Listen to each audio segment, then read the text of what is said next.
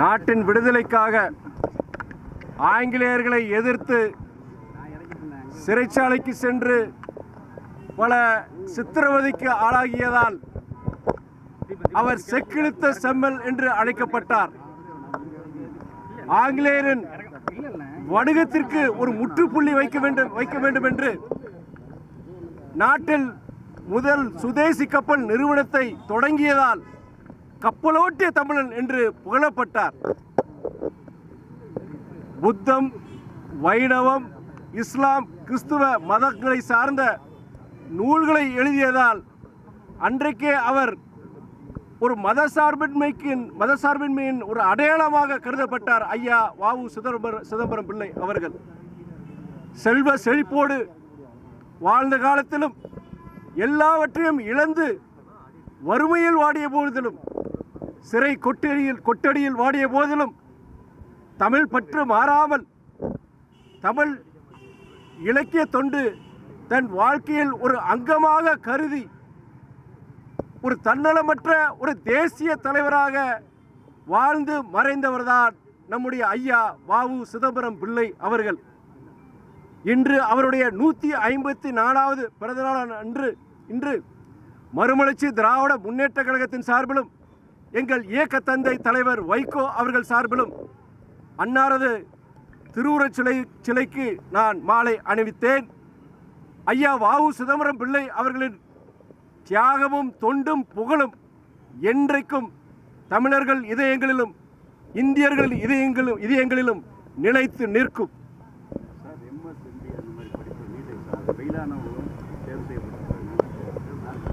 NEET பொறுத்தவரைக்கும் இனியும் நிறைய அதில் குளறுபடிகள் இருக்குது.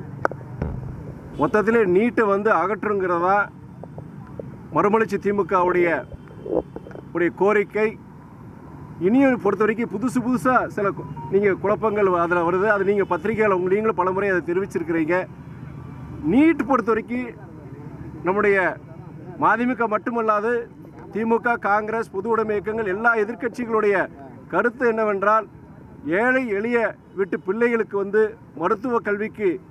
மருத்துவ கல்வி ஒரு எட்டா கனியாக கொண்டு வந்தது இந்த நீட்டு தான். நீட்டை முற்றிலும் அகற்ற வேண்டும் தான் எங்களுடைய கருத்து.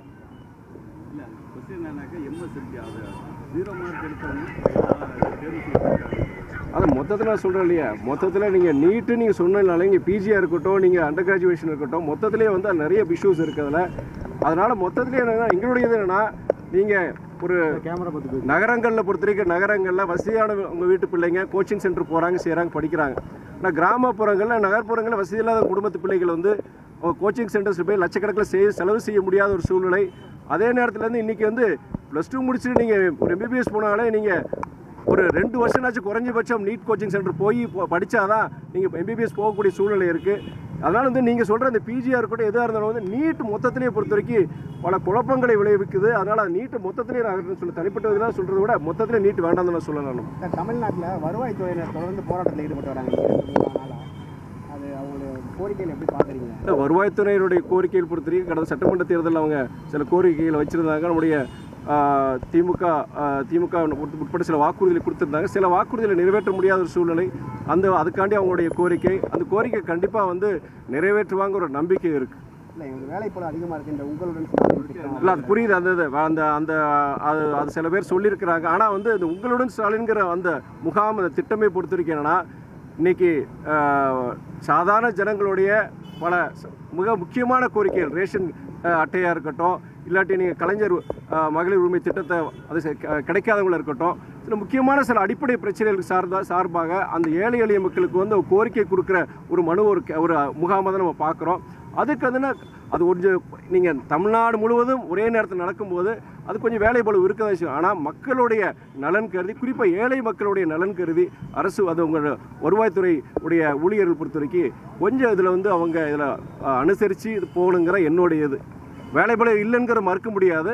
ஆனால் இது எதுக்காண்டி நம்ம பண்ணுறோம், எல்லாருக்கும் சங்கடங்க தான். ஆனால் இது சாதாரண ஜனங்க இன்றைக்கி குறுகிய காலகட்டத்துக்குள்ளே அவங்களுடைய நீண்ட பல மாதமாக பல வருஷமாக உடைய சில தீர்க்கப்படாத சில பிரச்சனைகளுக்கு ஒரு தீர்வு காண்கிறதுக்கு தான் இந்த முகாம். அது அவங்களுடைய வருவாய்த்துறை ஒரு ஊழியர்கள் ஒத்துழைக்கணும் தான் என்னுடைய மாநாடு உடைய ஏற்பாடு இங்கே நடந்துகிட்ருக்கு. நீங்களே பார்த்துருப்பீங்க. இன்றைக்கி திருச்சி பக்கத்தில் சிறுவனூர்ங்கிற இடத்துல தான் எங்களுடைய மாநாடு பேரறிஞர் அண்ணா பிறந்தநாள் மாநாடு நாங்கள் நடத்துகிறோம். செப்டம்பர் 15 தமிழ்நாடே திரும்பி பார்க்குற அளவுக்கு மறுமலர்ச்சி திமுக மீண்டு வந்து விட்டது ஒரு மறுக்க முடியாத ஒரு அரசியல் சக்தியாக மறுமலர்ச்சி திமுக திகழ்கின்றது என்பதை உணர்த்தும் வண்ணம் எங்களுடைய மாநாடு மிகவும் சிறப்பாக நடைபெறுங்கிறது இந்த நேரத்தில் சொல்லிக்கிறேன். அங்கீகாரத்தை மீட்போம் அப்படின்னு மாநாட்டில் போட்டிருக்கீங்க. அங்கீகாரத்தை மீட்டுறீங்களா? 12 தொகுதிக்கு மேலே வாங்கிடுவீங்களா? உடனே நீங்கள் அதாவது நாரதர் வேலையும் செய்கிறீங்க நீங்கள். அதாவது வந்து அணி திரள்வோம், ஆர்ப்பரிப்போம், அங்கீகாரத்தை பெறுவோங்கிறது எங்களுடைய முழக்கம், மாநாட்டு முழக்கம். இது என்னன்னா வந்து அங்கீகாரங்கிறது வந்து உடனே வந்து சீட்டு எண்ணிக்கையை வச்சு நீங்கள் அதை ஒப்பிட்டு சொல்கிறீங்க. அதுவும் ஒரு இது இருக்குது. ஆனால் எங்களை பொறுத்த வரைக்கும் என்னன்னா எங்களுடைய மதிமுகங்கிறத நேரடியாக சொன்ன மாதிரி தமிழ்நாட்டில் ஒரு மறுக்க முடியாத ஒரு அரசியல் சக்தி, தவிர்க்க முடியாத ஒரு அரசியல் சக்திங்கிறத பிரதிபலிக்கிறதுக்காண்டி தான் நாங்கள் இந்த மாநாடை நாங்கள் பயன்படுத்த போகிறோம். அதனால் தமிழ்நாடு முழுவதும் கன்னியாகுமரி முதல் சென்னை வரும் கிட்டத்தட்ட லட்சக்கணக்கான தொண்டர்கள் நிர்வாகிகள் இங்கே வரப்போகிறாங்க. அதனால் வந்து அந்த எழுச்சியை பார்க்கும்போது எங்களுக்கு உண்டான அங்கீகாரம் கிடைக்குங்கிற ஒரு நம்பிக்கை இருக்குது. கூட்டணி கட்சி இல்லை இது வந்து முழுக்க எப்பயுமே நாங்கள் இந்த வருஷம் பொறுத்த வரைக்கும் மறுமலர்ச்சி திமுக எங்களுடைய நிர்வாகிகள் தொண்டர்கள் கலந்துக்கிற ஒரு தான். எந்த கூட்டணி இயக்கத்துக்கும் நாங்கள் அழைப்பு விடுக்கலை. ஆனால் எல்லா கூட்டணி இயக்கத்தினுடைய ஆதரவும் நல்லாசியும் கண்டிப்பாக இதுக்கு உண்டு. குறிப்பாக நம்முடைய தமிழக முதலமைச்சர் அண்ணன் தளபதியினுடைய ஆதரவு கண்டிப்பாக இந்த மாநாட்டிற்கு உண்டு. அங்கீகாரங்கிறது நீங்கள் டெஃபினிஷன் கொடுத்தே வச்சுக்கோங்களேன், அது ஒரு நாள் பத்தாது. ஏன்னா எங்கள் தலைவர் வைகோவுடைய சாதனைகள் தியாகங்கள் நீங்கள் கிட்டத்தட்ட ஒரு 61 வருஷம் அவருடைய பொது வாழ்க்கையில் தமிழ்நாட்டுக்கு பொறுத்த வரைக்கும் தமிழ்நாட்டு மக்களுக்காக வாழ்வாதாரத்துக்காண்டி அவர் எவ்வளோ செஞ்சுருக்கிறார். கிட்டத்தட்ட 5 வருஷத்துக்கு மேலே சிறைவாசத்தில் இருக்கார். தவறான குற்றச்சாட்டுக்காண்டி கிடையாது, தமிழ்நாட்டு மக்களுடைய உரிமைகளுக்காக வாழ்வாதாரத்துக்காண்டி 5 வருஷத்துக்கு மேலே அவர் ஜெயிலில் இருந்திருக்கிறார், சிறையில் இருந்திருக்கிறாரு. கிட்டத்தட்ட 5000 கிலோமீட்டருக்கு மேலே நடைபெறும் போயிருக்கிறார். அவருடைய முக்கியமான பிரச்சனை நீங்கள் சொல்லணும்னா நீங்கள் நச்சு ஆலை ஸ்டெர்லைட் ஆலையை இன்றைக்கி தமிழ்நாட்டில் இல்லைன்னா அதுக்கு காரணம் தலைவர் வைகோ. அதே மாதிரி நீங்கள் தஞ்சை வேளாண் மண்டலத்தில் இன்றைக்கி shale gas, methane, hydro carbon போன்ற நச்சு திட்டங்கள் இன்றைக்கி அறிவிக்கப்படலைன்னா அதுக்கு காரணம் தலைவர் வைகோ. இன்றைக்கி நெய்வேலியில் எல்எல்சி நிறுவனம் இன்றைக்கும் தனியார் மயமாக பொதுத்துறை நிறுவனமாக இருந்து கிட்டத்தட்ட 30,000 குடும்பங்கள் அதை நம்பியிருக்குன்னா அதுக்கு காரணம் தலைவர் வைகோ. இன்றைக்கி இது மாதிரி அதே நேரத்தில் நாடாளுமன்றத்தில் மைய மண்டபத்தில் நீங்கள் கிட்டத்தட்ட 40 வருஷம் கழிச்சு சுதந்திரம் வாங்கி 40 வருஷம் கழிச்சும் நம்முடைய அரசியல் ஆசை சட்டத்தை கொண்டு வந்த அண்ணல் அம்பேத்கருடைய திருவுருவ படம் அங்கே கிடையாது. ஆனால் தலைவர் வைகோ அங்கே நாடாளுமன்றத்தில் முழங்கிய ஒரே ஒரு ஒற்றை காரணத்துக்காண்டி தான் இன்னைக்கு நாடாளுமன்ற மைய மண்டபத்தில் அண்ணல் அம்பேத்கருடைய படம் இருக்குது. இது போன்ற பல விஷயங்கள். இன்னைக்கு நீங்கள் ட்ரெயினில் டிடிஆர் போகிறாங்க.